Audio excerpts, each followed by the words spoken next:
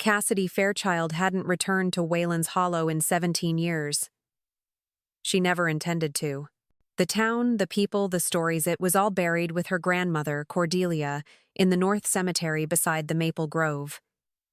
Cassidy had built a life in Chicago.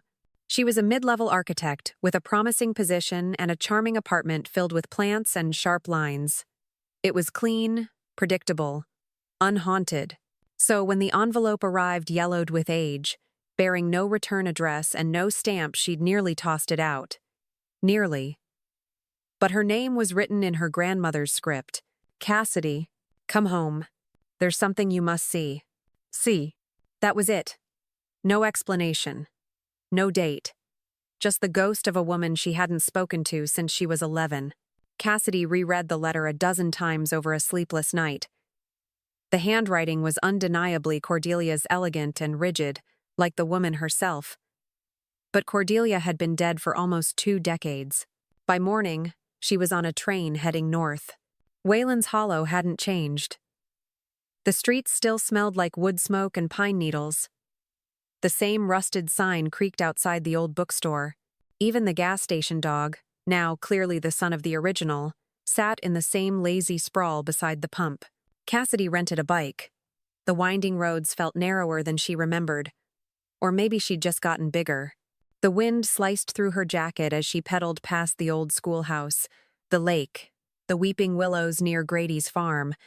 It was like pedaling through her childhood. The house was still there. Fairchild House. White gables. Sagging porch. Windows like eyes half shut in suspicion.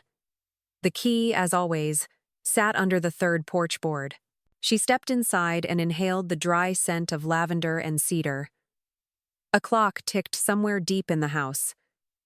Dust sheets covered the furniture like ghostly silhouettes. The letter was waiting on the hallway table. A second one. Same paper, same handwriting. You'll find it in the attic. But be careful. The heirloom remembers. This time, Cassidy didn't hesitate. She climbed the narrow stairs to the attic, the boards groaning with each step. At the top was a trunk. Deep red wood, brass fittings. Her initials carved into the lid. Inside, a mirror. Oval. Antique. The frame was engraved with ivy and songbirds. Cassidy had never seen it before, but as she stared at her reflection, the room behind her seemed to shift. Just slightly, like a breath had passed through it. And then, in the reflection, not Cassidy but Cordelia, young, alive. She smiled. Cassidy gasped. Turned. Empty room. When she looked back, the mirror was just a mirror. But the trunk now held something else. A pocket watch wrapped in lace. And behind it, a faded newspaper clipping.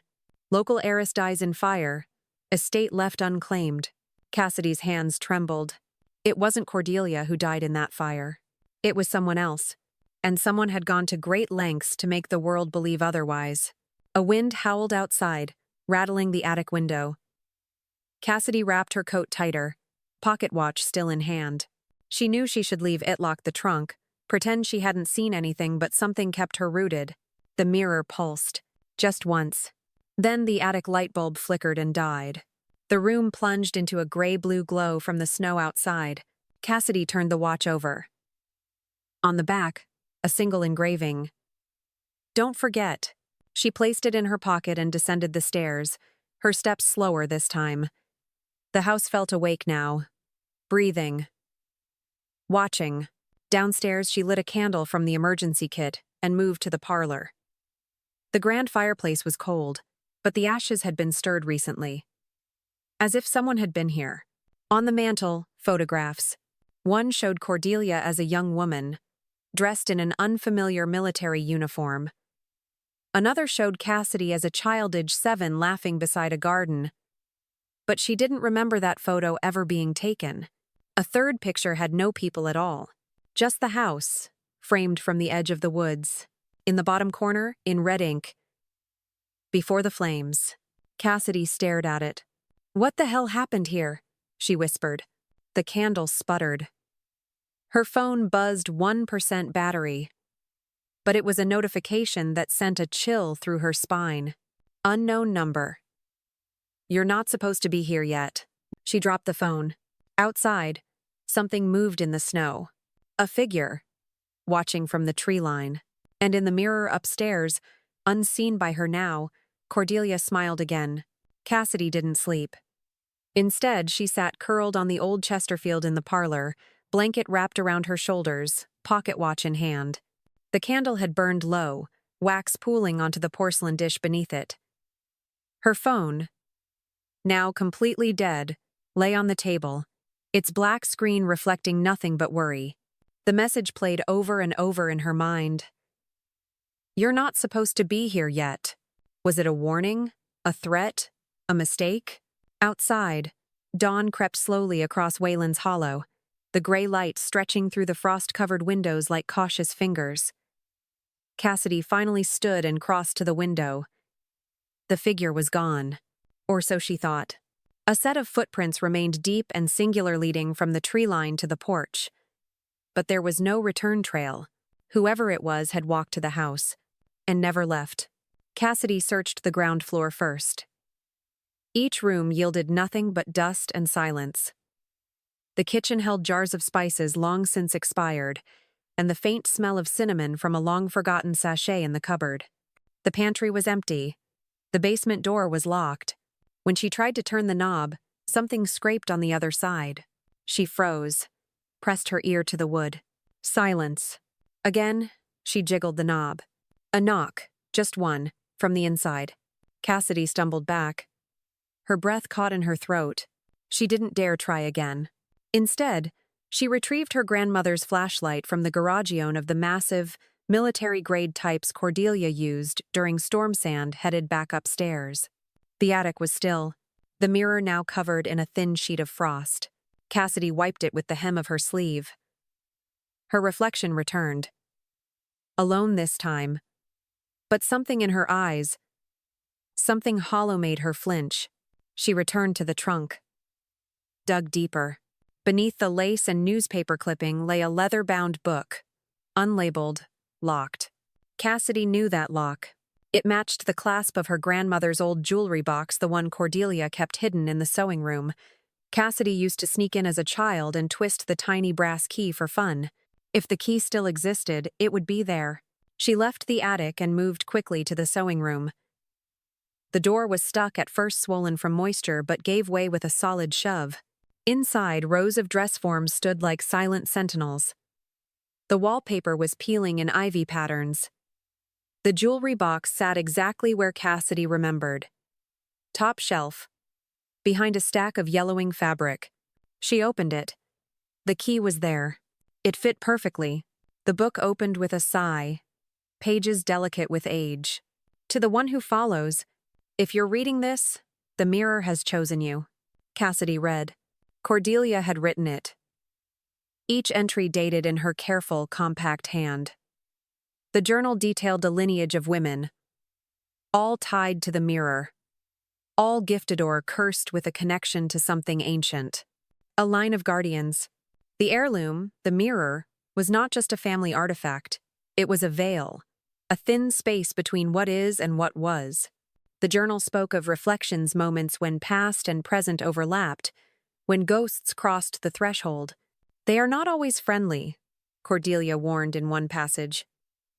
But they are always watching. Cassidy closed the book. So the mirror was haunted. Or worse, alive. It was nearly midday when she ventured into town. She needed food. And answers. The local grocer recognized her immediately. Cass? The woman behind the counter blinked. Is that really you? It's been what? 10, 15 years? 17, Cassidy said. Hi, Lily. Lily gave her a long look. Didn't think you'd ever come back. Not after the fire. Cassidy stiffened. What fire? The one that took the East Wing. Your family never talked about it? She shook her head. I thought it was Cordelia that... Lily frowned. Cordelia didn't die in that fire. At least, that's not what the sheriff said. There wasn't, there wasn't anything left to confirm it was her. Cassidy's mouth went dry. But the obituary, closed casket, no confirmation. Some folks said she vanished. Others said the house took her. Cassidy barely heard Lily's chatter after that. She paid for her groceries and walked back in a daze. At the gate of Fairchild House, a man stood waiting. Tall, late 40s. Dressed in a long wool coat, eyes hidden behind tinted glasses. "You're Cassidy Fairchild," he said, not asked. "Yes. I knew your grandmother. My name is Julian Merrick. I was part of her circle." "Circle?" Julian gave a tight smile. "We helped her manage the heirloom." Cassidy narrowed her eyes. "You mean the mirror?" He nodded. "And what lies behind it?" He held out a business card. No phone number, no address, just a symbol, an eye within a keyhole. Cassidy hesitated. "Took it." "I've been watching," Julian said quietly. "You've already seen it, haven't you?" "I don't know what I saw." "You will." He turned, walked down the lane, and vanished before the curve. Cassidy stood frozen for a long time. That night, the mirror sang. A low hum, like wind through glass. And this time, when Cassidy looked into it, she saw not just Cordelia but herself. Not now, but older. Worn. Alone. Cassidy awoke to tapping. Not the kind from branches on windows or pipes expanding in the cold, but deliberate, rhythmic taps 3 short, 2 long repeating. She sat up in bed, heart racing. The attic mirror had gone quiet. The snow had stopped sometime in the night, leaving Wayland's hollow draped in silence. The tapping continued, this time from beneath her floor. She climbed out of bed, grabbed the flashlight, and tiptoed barefoot across the hallway. Her bedroom in the Fairchild house had once been Cordelia's sewing room, now converted to a guest space. The floor was wood, warped in some places, loud in others. She crouched, listened. Tap, tap, tap. Pause. Tap, tap. It was a pattern, like Morse code. But not quite. She pressed her ear to the floor. The cold stung her skin. She could almost feel the vibration. Suddenly, silence. And then, creak. A board shifted, not under her, but somewhere beneath. The basement. She stood, trembling. Whatever was behind that locked door. It wasn't gone. And it wasn't content to stay silent. Cassidy spent the morning searching the house for the basement key. Drawers, bookshelves, old coat pockets. No luck. She even returned to the attic, rifling through trunks, but only found a tin of expired biscuits and some brittle gloves. Frustrated, she descended the back staircase into the kitchen. That's when she saw it. A fresh footprint, not hers. Smaller. Barefoot. Leading to the pantry door, Cassidy yanked it open. Nothing. Just dusty shelves. But as she turned to close the door, her fingers brushed something an edge. A false wall panel. Behind it, a narrow staircase. Not the official basement entrance. Another way down. She retrieved the flashlight, took a breath, and descended. The stairs were uneven. Stone carved by hand, not machine. The air was damp, thick with the scent of mildew and something else faintly metallic. The room opened slowly. The true basement of Fairchild House was nothing like the finished cellars she'd seen growing up. This was older. Walls of packed dirt. Beams blackened with age. Shelves lined the left side, holding glass jars filled with herbs and dried flowers. Some contained benestini, delicate. Bird? Mouse? She couldn't tell. At the far end, a desk. Old. Covered in wax drippings. And above it, the mirror. A second mirror. Nearly identical to the one in the attic but fractured down the center, like it had been struck and frozen mid-shatter. Cassidy approached slowly. Her reflection stared back twice. A mirrored twin. And behind her, something moved. She spun. Nothing. But the mirror still held it. A shape. Human. Watching. She took a step back. Then another. Her foot struck something. A lockbox.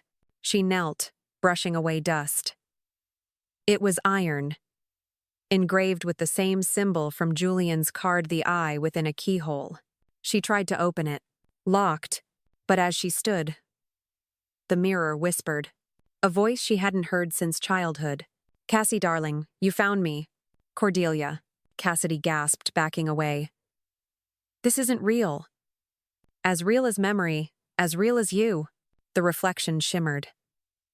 Cordelia's face appeared, older than Cassidy remembered, but kind, tired. "You have to finish what I started." Cassidy's voice broke. "What are you?" "A guide, a guardian, a prisoner. All of them." The mirror dimmed. Cordelia vanished.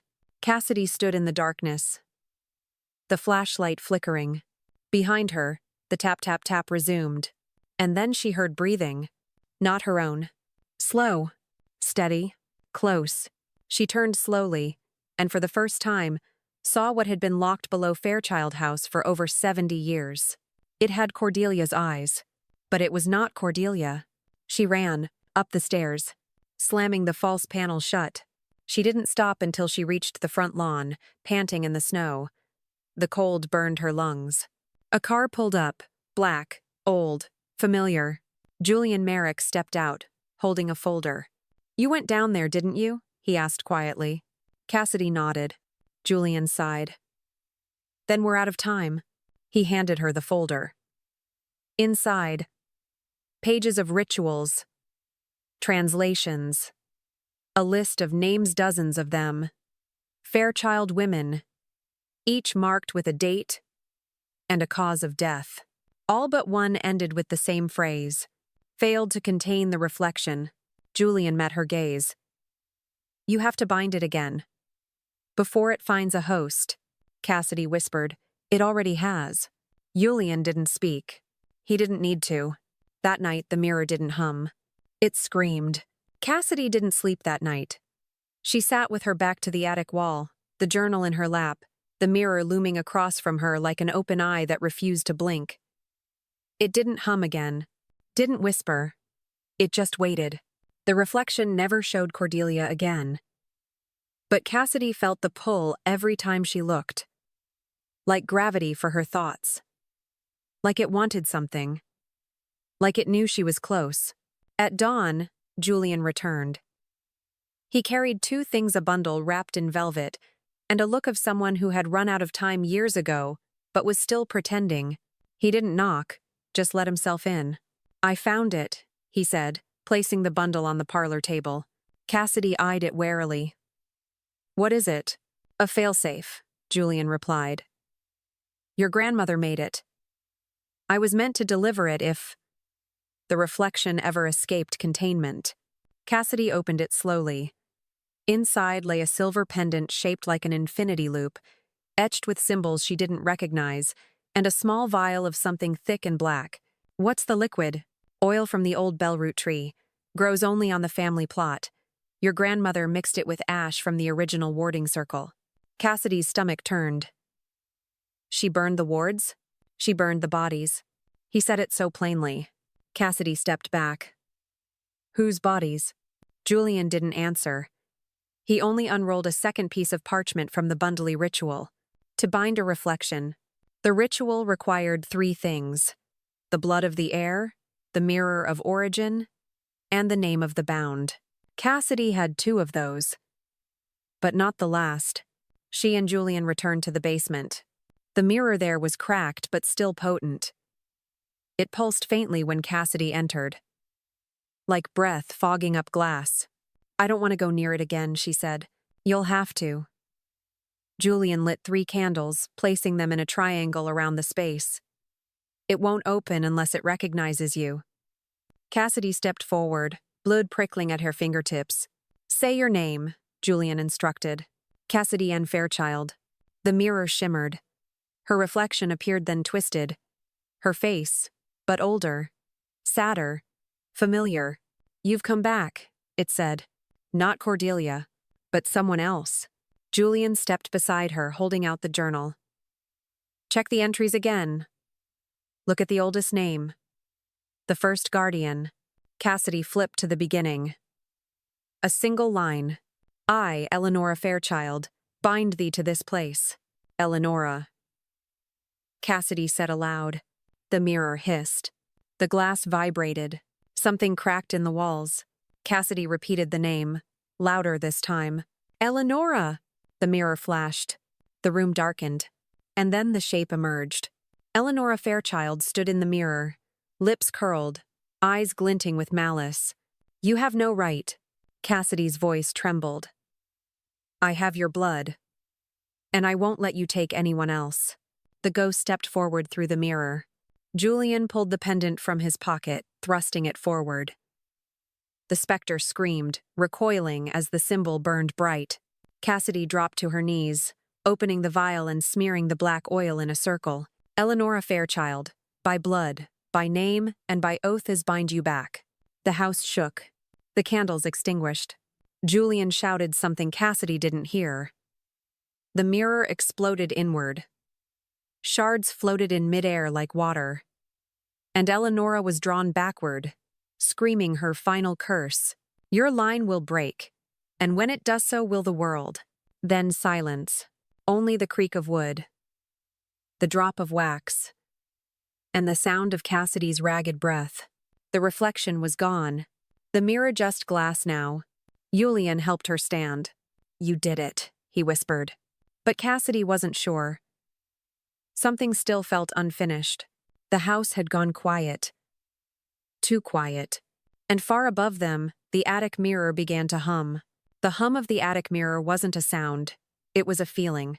Cassidy stood at the foot of the stairs, the old wooden steps stretching above her into shadow. Julian waited behind her, silent, holding the pendant like a crucifix. Outside, snow tapped against the windows, but inside the Fairchild house, everything had stilled. As if time waited with bated breath. I thought we sealed her, Cassidy said. Julian didn't answer. The mirror upstairs had begun to glow. A pulsing light, faint but growing, radiated from beneath the attic door like moonlight leaking through cracks. Cassidy took the first step. Then another. With each movement upward, the air thickened. The house groaned. Pictures on the walls tilted. The temperature dropped. Cassidy, Julian said, his voice hollow. If this is still Eleonora, she's not whole. Cassidy paused. What do you mean? She fractured herself. Deliberately. Some part of her, maybe the worst part, broke off and stayed. It may not even know it's her. Cassidy reached the attic door. Her hand hovered over the knob.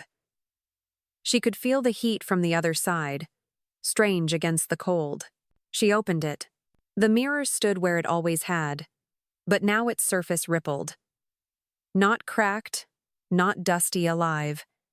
And in its surface, Cassidy didn't see her own reflection. She saw Cordelia, younger, weeping, curled in a corner of the attic. Rocking. Grandma? Cassidy whispered. But it wasn't a memory. Cordelia looked up in the mirror and mouthed something.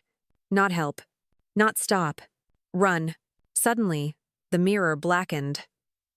A scream erupted not from Cordelia, but something deeper, primal. The air snapped. Julian pulled Cassidy back. It's not her. Get out. The door slammed shut behind them. The room tilted. Cassidy stumbled, hitting her shoulder against the wardrobe. A crack split across the attic ceiling. And then the mirror broke apart, not shattering but separating like an eye blinking open. From it, something stepped forward. It wore Cassidy's face, but wrong. Pale, hollow, eyes like polished obsidian. Julian moved between them. Cassidy, behind me. The doppelganger smiled. Why hide her, Julian? She came for this. Its voice was Cassidy's. Soft. Gentle. Cruel. I am what she could be. What she would be if she remembered. Cassidy shouted. You're not me. But it stepped closer. Aren't I? I remember the nights she screamed. I remember Cordelia's lullabies. I remember the basement. The dark. The blood on the stairs. Enough. Julian raised the pendant. It hissed, recoiling, but not in fear, in delight. "Oh, little token, do you think it stops me?" It lunged. Julian shouted a word. Latin? Greek? And the pendant burned bright. The reflection shrieked, turning into smoke. Cassidy rushed forward, grabbing the cracked frame of the mirror. "How do I fix this?" she cried. A whisper came from deep inside the glass. "You must remember." And Cassidy did. Memory long buried surfaced. Cordelia holding her in the attic, tears on her cheeks. The sound of something breaking below. The sharp taste of ash. A second mirror. A second Cassidy. Split. The ritual wasn't just to seal Eleonora. Cordelia had used it on Cassidy too. To keep the darkness from consuming her, Cordelia had split her granddaughter in two, locking the shadow side inside the house. Julian looked at her in horror. "It's you. She didn't just bind Eleonora. She bound you." Cassidy fell to her knees. The mirror pulsed, and her reflection, the real one, reappeared. Frightened. Small. "Please," Cassidy whispered. "Tell me what to do." A child's voice answered, from deep inside the glass. "Let me in." Cassidy stared into the mirror, her heart pounding in her chest, a war drum echoing inside her ribcage. The child's voice had been hers. Younger. Clearer. Whole. "Let me in." It was a plea, but also a warning. If she didn't choose now, the fracture could become permanent. Julian was already at her side. "It's you in there," he said softly. The part Cordelia tried to protect. And to protect others from. Cassidy's breath caught. She looked at her reflection, at the girl who had seen too much, felt too much, and been locked away because of it. "If I merge with her, what happens to the other one?" "The shadow self?" Julian said grimly. "If you're whole again, she'll lose her anchor, but she won't go quietly." Cassidy stepped forward, palm outstretched. The mirror no longer pulsed, it rippled gently like water in a basin. Her fingertips brushed the surface. The cold was sharp, painful, but behind it light. A flood of memory. Birthdays in the attic. Cordelia brushing her hair. The scream in the night that never stopped. The ritual. The smoke. Being torn apart. "I remember," she whispered. Julian placed the pendant into her palm. "Then take her back." Cassidy pressed her hand flat to the mirror. The girl stepped forward, matched her palm. One moment, two silhouettes. Then light. A blinding, pulsing crack of white. Cassidy gasped as her knees hit the floor. Julian caught her before she fell entirely. Her breath came hard, shallow, but her eyes were clear. Inside, she felt something slot into place. The fear was still there. The darkness still whispered. But it wasn't separate now. It was hers. Whole. Across the attic, the doppelganger howled. It began to burn out with fire, but with unraveling light. Its skin peeled into mist. Its form dissolving into smoke. It shrieked one last curse. "If I die, so do the secrets." Cassidy stood. "Then let them die." She stepped into the light and watched her shadow vanish. In the days that followed, the house changed. The mirrors stopped humming. The attic grew still. Cassidy stayed long enough to pack Cordelia's things properly.